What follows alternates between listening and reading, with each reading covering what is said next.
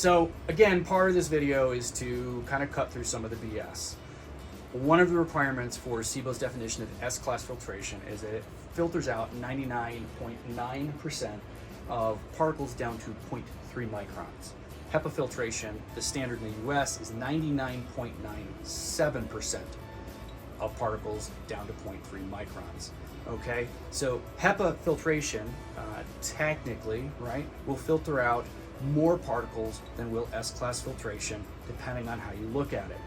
Again, HEPA filtration, in order to say I have a HEPA vacuum cleaner, we don't have to take into account the fact that the vacuum is poorly sealed and spewing dust out of every pore.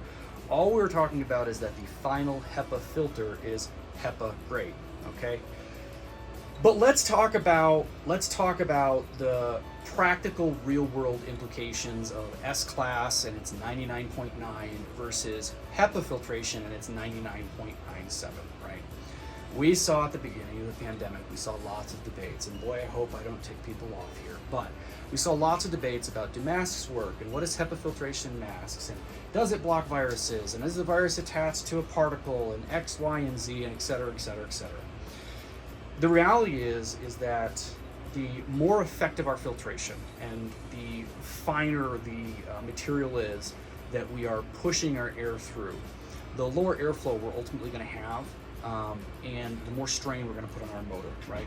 So if we filter down to a particle size or to a level that is too extreme, you're going to see lower performance on the machine because you're not pulling in as much air. You're also going to see a lesser lifespan on the motor because the motor's having to work so much harder, right? So looking at what is 0.3 microns, right? That we're filtering out 99.9% of stuff that is 0.3 microns, right? That is wildfire smoke is 0.4 microns, right? So even larger than 0.3. Pet dander is 5 microns. So something, don't make me do math. If I was a mathematician, I wouldn't be in a vacuum store, but 5 is a lot more than 0.3. I think we can agree on that. Household dust, just general dust, is about 10.